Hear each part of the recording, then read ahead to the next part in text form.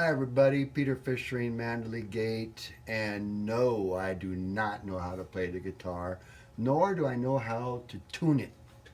But I do know this. If someone plays it and it's not in tune, it sounds horrible. I don't care if it's Eddie Van Halen, Jimi Hendrix, it doesn't matter. If this fine instrument's not in tune, it's just not going to sound the same, is it? Well, your MG system is the same way. You tune it to get it maximum performance out of it. So let me put this away and we'll talk about MGs because I know nothing about guitars. Well, as you probably figured out, I know nothing about playing or tuning a guitar. But I do know a thing or two about tuning your MG. And yes, you're going to need to tune your MG. And the reason for that is we found that it's better to have more power than not enough. There's nothing you can do. If you don't have enough power, you don't have enough power. You'd have to actually upgrade to a larger motor.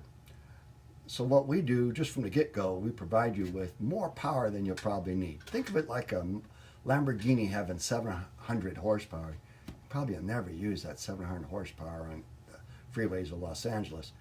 But it's kind of cool to know you got it just in case. Well, that's what we do here. Just in case you need it, you've got it. So let's go over the installation up in your attic and how to tune your MG, because all that takes place up in the attic. You've installed your inline fan unit up in your attic, and you've put the pipe, for sakes of this video, let's pretend that this is the pipe that's coming up through the wall into the attic that you installed behind your toilet. So here's our pipe, our 1.5 inch ABS black pipe coming up into the attic. Now some fittings were provided with your MG.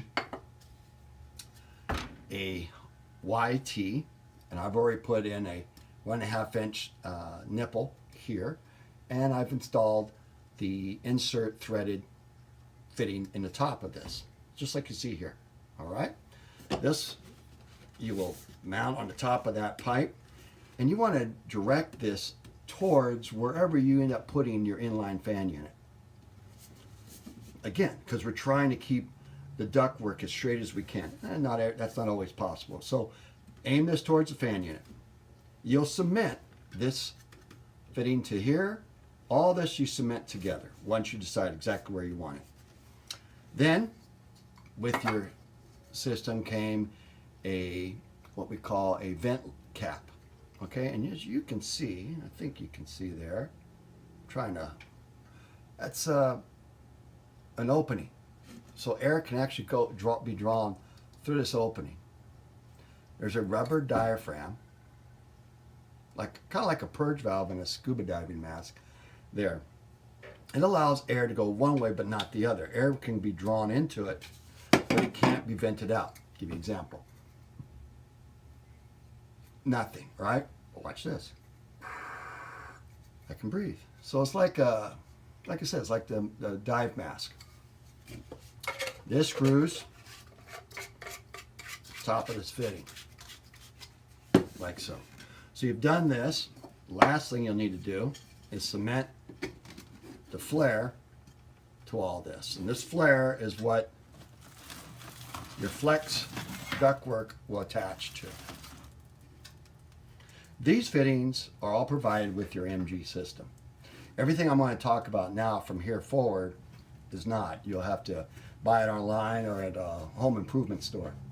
All right, so you've got this all put together. It's up in your attic. We're going to talk about this vent cap a little bit more in detail down the road here. We've got this done. We've made a decision. You can either run your ductwork separate for your inline fan, or you can tap in. I'm assuming that you already have a humidity fan in your bathroom. So if you do, then you probably have something like this on the top of your home, up on the roof. It's a vent cap. And connected to this, up in the attic, will be some type of a pipe, like so. And this will connect to your humidity fan in your bathroom. So we're going to need to tap into this. And you want to do that as close to that outlet as possible. Otherwise, you'll create back pressure in here from the two separate fan units blowing into this. All right? So how do we tap into that? You're going to need to get something like this, a Y, 4-inch Y. And as you can tell, it's going to be too short. So you're going to need to extend this. Now you could cut the pipe that's there to fit here, or just buy an extension like so. And this then will make it long enough to reach. Anytime, in all this ductwork, there's a couple of things you want to make sure you do. Put it together, wrap it with foil, duct tape, okay, see how this is? Very sticky stuff. Wrap that joint with that, that'll seal it. Clamp it. These are stainless steel 4.5-inch clamps. And what I like to do, and this is up to you, I also, on all my joints, I will buy a box of self-tapping sheet metal screws, and I will actually drill through these clamps. Takes a little bit of work into this, and that way I know once I do this, it's never coming apart unless I take it apart. 10 years from now, just from age, it's not going to come apart because it's all taped, clamped, and screwed.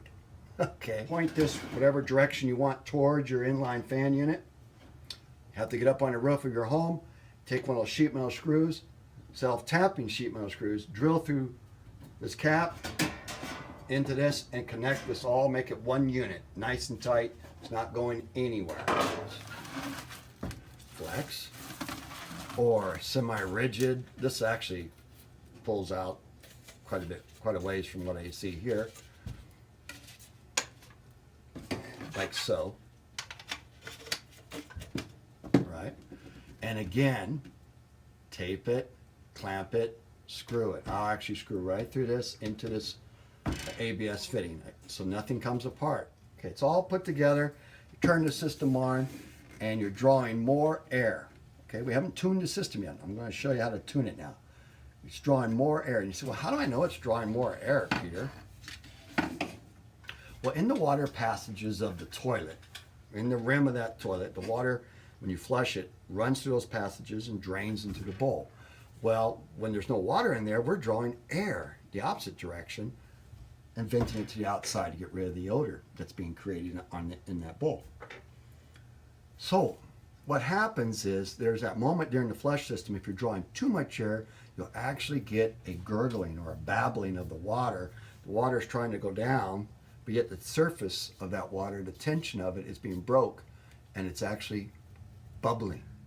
We're drawing too much air through those air passages, and that's what we're going to tune. Now, during the flush cycle, some gurgling is fine.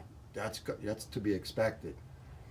But after the toilet has filled and it's sitting there waiting for another flush, you're still witnessing a gurgling sound, then we're drawing just too much air. So how do we do that? How do we draw less air from the rim of the toilet? That is why the vent cap is here. Now you can, if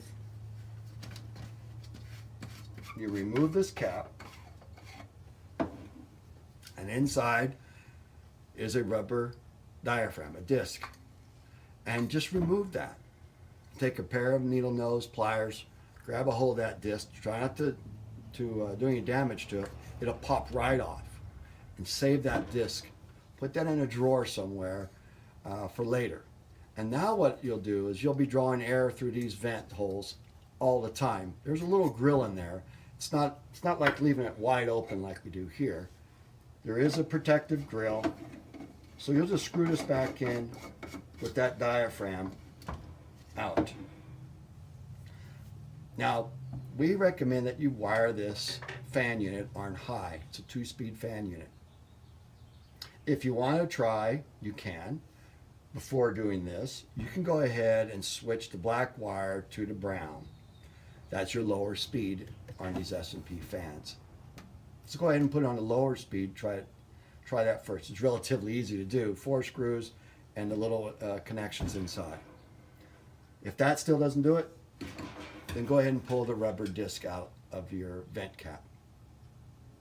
And that will do it. But save that rubber disc, because I'm going to show you something you might want to do down the road, if not while you're doing all this. My home's bathrooms all have the 3 pillars of luxury. An MG equipped toilet for an odor-free environment. Towel warmers, so when I get out of that shower, I have a nice, dry, toasty towel. And third, tankless water heater. That way I never run out of hot water. With that said, I tend to take long, hot showers, which causes a steam problem in my bathroom. Now I have a large humidity fan, but even that can't seem to keep up with it. It should. It's more than enough for the size of our bathrooms, but it doesn't. So there's one other thing you can do. If you have an MG equipped toilet, you can ask your system to do one more thing for you. How about putting a vent in the shower and connecting it to your MG fan unit? You already have more power than you need. All you have to do, make sure you have the diaphragm back in here. You don't want to take the diaphragm out if you're going to install one of these. Going to have to just make a couple of changes. First thing you're going to need to do is you're going to need to tap in on the inlet side of this fan unit. So we're going ahead and we'll take this off here. Just remove the ducting, and you're going to need to purchase one more of the 4-inch diameter wide ductwork. And this will install like so. All right? This will connect here. This will connect here, and this will go to the vent inlet that you're going to install in the shower. Again, tape it. You probably won't be able to clamp this because you're going over here. Just screw it. Put a couple screws to support it here on the inline fan unit. But make sure you tape it and screw this. Same thing with all these connections here. There's one more thing you're going to need. You're going to need inline dampener, 4-inch inline dampener. And what this allows you to do is to adjust the airflow that you could take out of this vent, because you don't want to take too much air from here. That will affect the performance on your MG toilet. So you can control it, as you can see here. In installing this, what you want to do is go into your shower, look up in your shower ceiling, find about the center of it, where you think this would look attractive, and just drill a very small, like 1/16 inch hole through your ceiling. Be very careful. And take a piece of coat hanger and slide that through, or a piece of wire, whatever. Slide it through that opening up into the attic. Then when you go back up in the attic, you'll look for that coat hanger. And so long as around that opening, that coat hanger, there's enough for that size diameter. So, because this is going to go through the drywall, whatever you have in your home, you have to make sure there's no trusses in the way or electrical boxes or something, that you have access so that this can connect, so the ductwork can connect to it. All right? And once you're sure there's nothing in the way, and then and only then do you drill the opening here, or cut the opening, and mount this to your ceiling. So you mount this to your ceiling, connect the ductwork to it. It connects to the Y and the inline dampener. Turn the system back on. And here you can adjust it. If the toilet is still gurgling well after the flush, open this up some more. All right, so we draw more air from here. All right, until you get it where you want it. And that's how easy it is to tune an MG toilet odor venting system, either with the vent cap or with the inline air dampener to a shower humidity inlet. And unlike a guitar, where you have to tune it every time you want to play it, this system, once you set it, you can forget it. It'll give you years and years of reliable service. So thank you for watching. Subscribe to our YouTube channel so you can get updates on this stuff as we come up with new things. And follow us on Facebook, Twitter, Instagram, either as Peter Fishering or Manderley Gate. And I look forward to talking to you soon.